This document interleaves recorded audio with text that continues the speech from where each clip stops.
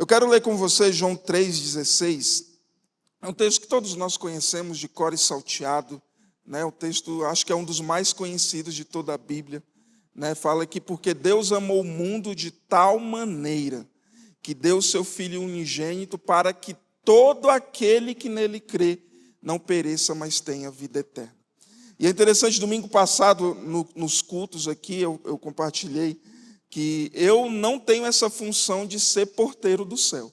E glória a Deus por isso. Né? Não, eu falo mas queridos, nenhum de nós tem essa função. Né? Nós não somos porteiros do céu. Nós não sabemos quem vai entrar, quem não vai entrar. E a nossa preocupação nunca deve ser essa. Mas o texto fala que a palavra de Deus diz que todo aquele que nele crê não vai perecer, mas vai ter vida eterna. Então, se nós não somos porteiros do céu, nós não sabemos quem vai entrar, então na nossa mente precisa ser algo bem claro, é que se eu não sei se essa pessoa vai ou não entrar, eu tenho sempre que esperar que ela vá entrar. Porque eu vou dar a minha vida por isso, para que essa pessoa entre. Porque foi isso que Deus fez, Ele amou o mundo inteiro de tal maneira, que Ele deu a vida do seu Filho, para que todo que nele crê não pereça, mas tenha vida eterna. E nós podemos ser usados, podemos ser, claro, pela graça de Deus em nossa vida, nós podemos ser esse agente que vai levar essa palavra de vida, e essa pessoa que talvez não iria entrar, agora vai. Então nós não estamos aqui, o nosso papel como igreja nunca é ficar apontando o dedo, não, esse fulano aí não tem mais jeito. Vamos esquecer, vamos partir para outro, porque esse aí, não. Nosso papel como igreja sempre é acreditar que se ele ainda está vivo, ainda há tempo. Só não há mais tempo depois da morte, mas se ainda está vivo, ainda há tempo. Então você pode ser esse instrumento de Deus para segurar o passaporte dessa pessoa, para que o Espírito Santo vá lá e carimbe com... Eu nem sei o que vai num passaporte, que eu nunca vi, mas vai lá, o carimbo da cidade celestial da qual nós faremos parte. Amém? Então, nós não somos porteiros do céu, mas a palavra de Deus nos fala que nós somos mensageiros. Né? Mateus 10:7, por onde forem, preguem esta mensagem, o reino dos céus está próximo. Nós carregamos, queridos, essa mensagem de vida. E se tem uma coisa que é um fato, é que o dono da mensagem, aquele que enviou a mensagem, que é Deus, Ele espera que nós entregamos essa mensagem a cada um dos seus destinatários. Então nós não somos porteiros, mas somos mensageiros. Nós somos aqueles que carregamos uma mensagem de vida, que pode dar vida, uma vida abundante, uma vida eterna para essa pessoa. E o dono da mensagem espera que nós entregamos esse cartão postal para cada pessoa que nós tivermos oportunidade. Deus amou o mundo inteiro, queridos. Então todo mundo é destinatário dessa mensagem. Amém? Nós, como mensageiros, carregamos essa mensagem. E eu quero ler 2 textos aqui com vocês, um de Êxodo, Velho Testamento, Antigo Testamento, e um de Filipenses, Novo Testamento. Êxodo 32, verso 31 e 32. Assim Moisés voltou ao Senhor e disse: que grande pecado cometeu este povo. Fizeram para si um Deus de ouro. Mas agora eu te rogo, perdoa-lhes o pecado. Se não, risca-me do teu livro que escreveste. Filipenses 1, 23. Estou cercado pelos 2 lados, tendo o desejo de partir e estar com Cristo, o que é incomparavelmente melhor. Mas, por causa de vocês, é mais necessário que eu continue a viver.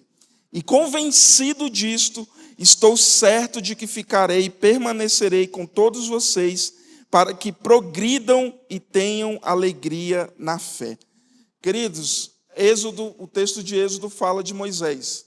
O povo tinha feito um bezerro de ouro enquanto Moisés estava lá, tendo com Deus, que inclusive esse povo era para ter ido junto, mas o povo ficou com medo e não foi. Moisés foi sozinho, estava se relacionando com Deus. O povo foi lá e fez um bezerro de ouro. Moisés desceu, todos nós conhecemos a história. Houve castigo de Deus para aquele povo. Mas depois Moisés voltou com uma missão de se colocar na brecha por causa daquele povo. E Moisés fala que grande pecado esse povo cometeu. Moisés estava reconhecendo que o que o povo fez foi errado. Moisés não passou a mão na cabeça, Moisés não tentou embrulhar num papel de presente para ver se ficava mais bonito o que o povo fez, não. Moisés falou que grande pecado esse povo cometeu. Mas aí Moisés, ele coloca inclusive a vida dele em jogo. Ele fala, perdoa-lhes o pecado, se não, me risca do livro que escreveste. Isso é Antigo Testamento. Cristiano, você está falando isso, é Antiga Aliança, é Antigo Testamento, beleza, a gente vai para Filipenses. Paulo, ele fala e ele reconhece que é incomparavelmente melhor estar com o Senhor. Ele já estava meio que sentindo o cheiro dos tempos em que ele estaria com Deus. Ele fala, é incomparavelmente melhor. Glória a Deus, todos nós queremos voltar para a nossa casa, nossa verdadeira casa. Mas Paulo, ele fala, eu sei que por causa de vocês é necessário que eu continue a viver. E aí ele continua falando, e convencido disto, eu sei que estar com o Senhor é incomparavelmente melhor, é infinitamente melhor, mas convencido de que ainda não chegou o tempo de eu ir para lá, eu me doarei em favor, para que a fé de vocês prevaleça, para que a alegria de vocês aumente. Então, tanto Moisés como Paulo, eles tinham uma missão. E bem clara a missão dos dois, contribuir para a salvação de tantos. E é essa a nossa missão, queridos. Obviamente, é muito fácil a gente olhar e apontar e perceber que fulano de tal está pecando, cometeu um pecado. Moisés não teve dificuldade para reconhecer aquilo. Mas Moisés se colocou no lugar de interceder por aquele povo que fez algo de errado. E a oração de Moisés não foi para que Deus fulminasse aquele povo. A oração de Moisés não foi para que Deus exterminasse. Senhor, esse povo aqui não tem jeito, extermina ele, vamos atrás de um outro, que aquele ali está bem madurinho, esse aqui ainda está dando trabalho demais. Não, a oração de Moisés foi para que aquele povo fosse perdoado. E ele coloca a vida dele, isso me chama demais a atenção. Porque Moisés sabia o valor de cada vida para Deus. Mesmo aqueles que fizeram tudo de errado, mas Moisés falava, Senhor, perdoa-lhes o pecado. É como se Moisés estivesse implorando. E eu coloco a minha vida em jogo em favor destes. Cara, isso é poderoso demais. Assim como Paulo sabia, porque sabia que estar com o Senhor é infinitamente melhor. Mas ele sabia porque sabia que também tantas vidas poderiam ser alcançadas através da vida dele. Então, enquanto ele estivesse em vida, ele faria tudo o que estivesse ao seu alcance para que aquelas vidas fossem salvas, para que aquela fé prevalecesse, para que um dia, quando nós estivermos diante de Deus, tantas outras pessoas possam estar junto com a gente. Por quê? Porque nós demos a vida em favor disso. Então, nós estamos nesse ciclo do evangelismo. O pastor Willy falou no vídeo que a gente pode não conseguir salvar o mundo inteiro, eu apenas, ou você apenas, mas para cada vida que você conseguir compartilhar do Evangelho de Jesus, para aquela vida valerá a pena. Amém? E se para aquela vida vale a pena, então vale a pena você fazer tudo. Porque Deus fez tudo por causa de cada vida. Então, eu vou compartilhar aqui rapidamente 4 formas, 4 maneiras, 4 objetivos que nós temos de como contribuir para a salvação dessas pessoas. É claro, existem 4 milhões, né? Mas Acho que essas 4 já nos ajudaram muito, e eu sei que vocês, inclusive todas as que estão aqui, todo mundo já sabe, e eu sei também que você tem várias outras estratégias, e glória a Deus por isso. Então nós vamos juntar essas com as outras que existem e vamos salvar todo mundo, essa cidade inteira para Jesus. Amém? Então, em primeiro lugar, e parece tão óbvio, e na verdade eu tenho aprendido que o óbvio só se torna óbvio porque ele é muito repetido. Então, isso aqui todo mundo já sabe, mas em primeiro lugar, como contribuir para que tantas vidas sejam resgatadas e salvas? Em primeiro lugar, é amando a Deus. Não tem outra forma. Nós precisamos nos colocar nesse lugar de amar o Senhor. Mateus 22:37. Ame o Senhor, o seu Deus, de todo o seu coração, de toda a sua alma e de todo o seu entendimento. Moisés e Paulo amavam tanto a Deus, por isso eles fizeram o que fizeram. É porque o amor a Deus que eles tinham os levava a fazer aquilo que eles faziam. Então, queridos, não tem como a gente falar em ganhar o mundo inteiro se nós não soubermos o porquê e se nós não nos colocarmos nesse lugar de amar aquele que deu a vida pelo mundo inteiro. Então, nós precisamos ter essa vida devocional. Nós falamos aqui como igreja, nós falamos de TSD, tempo a sós com Deus. Nós falamos, levante de manhã, ou no horário que você achar melhor, e vai lá e faça seu devocional. Mas uma coisa que nós precisamos um pouco encaixar na nossa vida é que nós não devemos ter um tempo devocional a Deus. Nós precisamos ter uma vida devocional a Deus. Porque um tempo devocional é um momento que eu separo, e glória a Deus, e eu dedico aquele pequeno pedacinho do meu dia para Deus. Mas uma vida devocional, queridos, é uma vida inteira. Você está trabalhando, você está tendo sua vida devocional a Deus. Você está na escola, na faculdade, você está jogando bola, você está brincando, você está se divertindo. Mas a sua vida ali é devocional a Deus. E quando a nossa vida é devocional a Deus, nós vivemos em função daquilo que Deus deseja de nós. Então não vai ser, eu sou gospel naquele momentinho ali, aquela uma horinha que eu separo no meu dia. Não, mas eu tenho uma vida dedicada a Deus. Tudo o que eu faço é dedicado a Deus. E isso nos ajuda, inclusive, a vivermos de acordo com a vontade de Deus. Porque quando a minha vida é devocional a Deus, o meu trabalho também é, a minha família também é, os meus estudos também são. Eu não vou fazer nada, absolutamente nada que desagrade Ele. Por quê?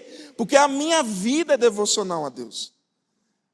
Eu brinco, muito tempo atrás eu compartilhei uma mensagem nos cultos aqui, eu falei sobre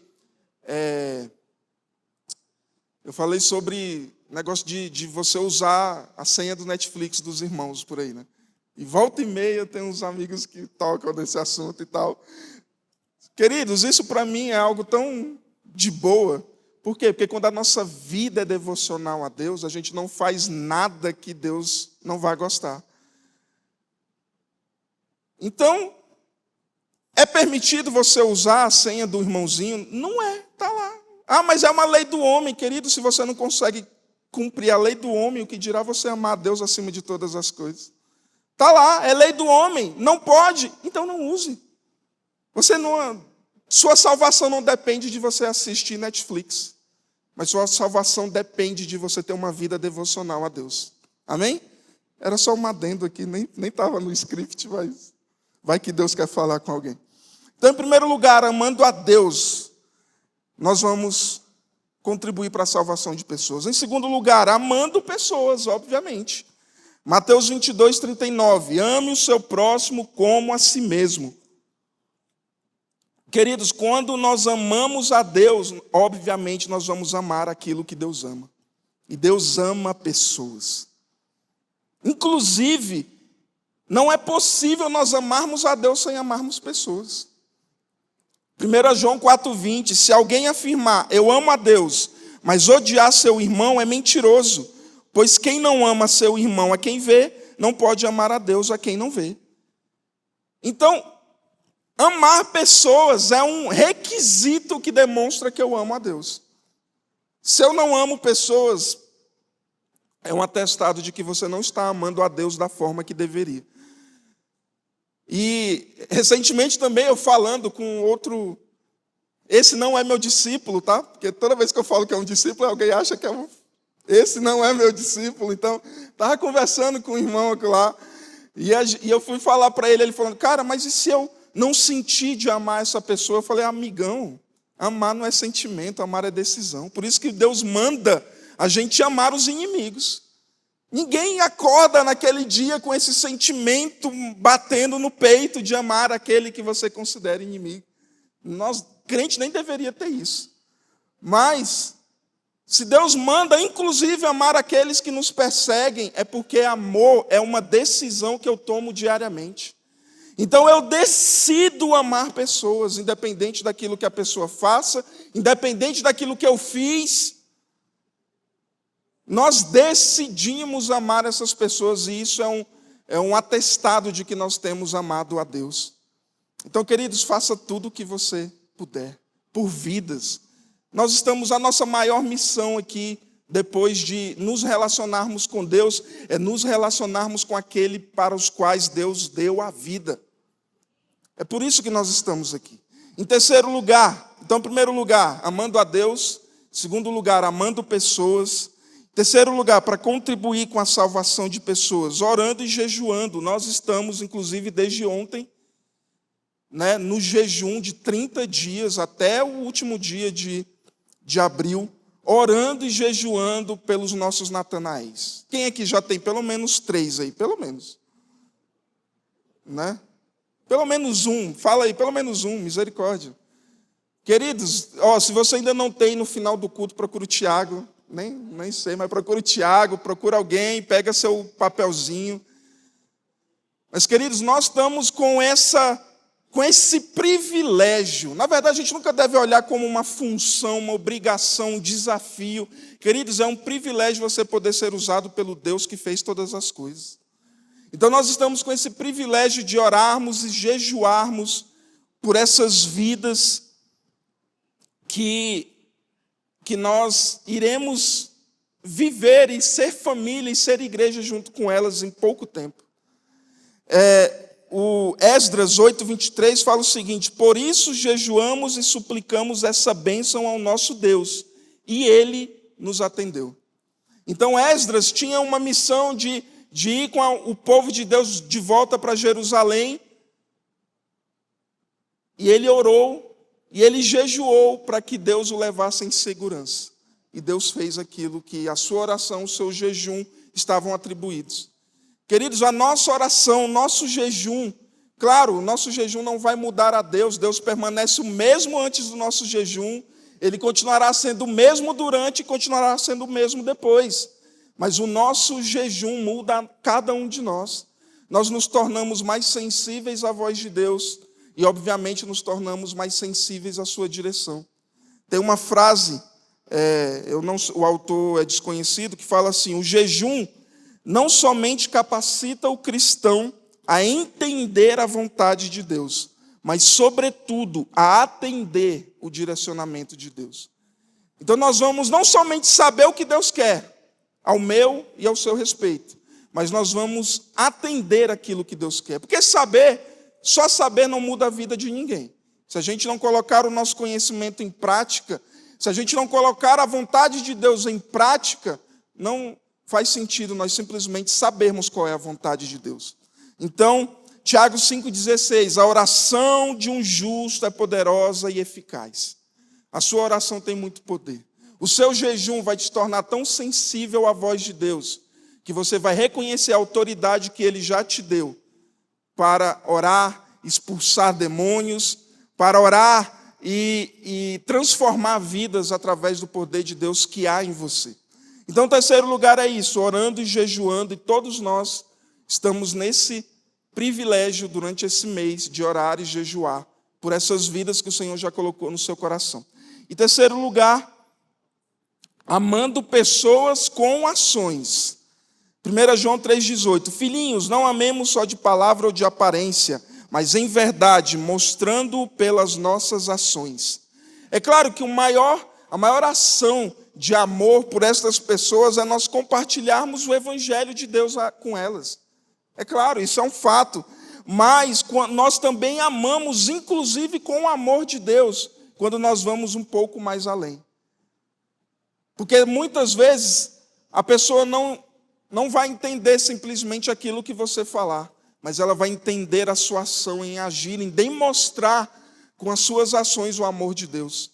Então, queridos, invista financeiramente nesse propósito, nesse privilégio que nós estamos tendo agora.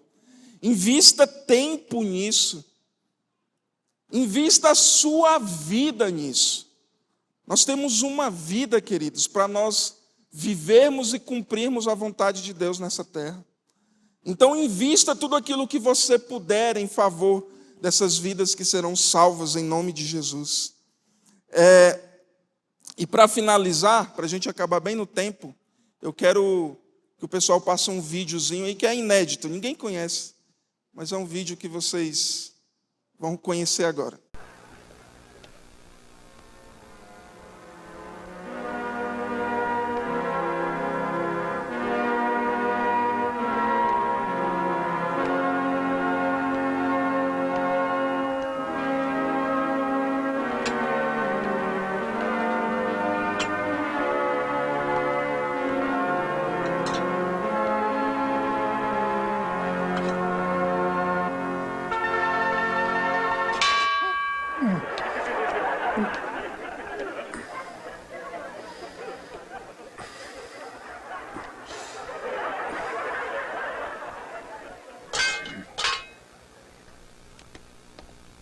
Tinha que ser o Chaves de novo.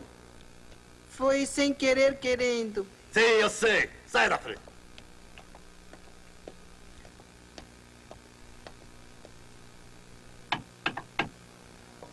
Dona Florinda e o Kiko não estão. Foram para Acapulco. Acapulco? Sim, e também foi o professor Girafales.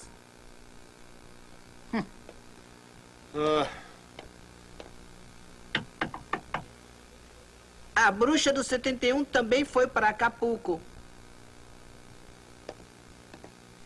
O que é isso? Epidemia ou o quê? O que é isso? Não é nada, esqueça. Agora só faltava o Sr. Madruga ter ido a Acapulco, não? Isso. E ele levou a Chiquinha. Que ótimo! Não tem dinheiro para pagar o aluguel, mas tem dinheiro para passar umas férias em Acapulco, não? Bom, é que a Chiquinha comprou uma coisa que concorria a um sorteio e ganhou um prêmio para ir 2 pessoas a Acapulco com tudo pago.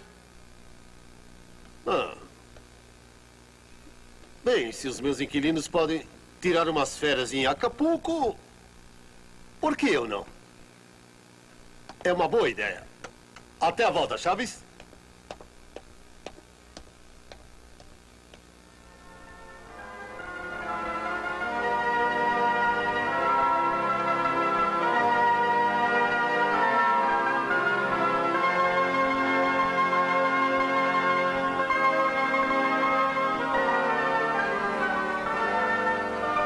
Chaves, você gostaria de ir a Acapulco?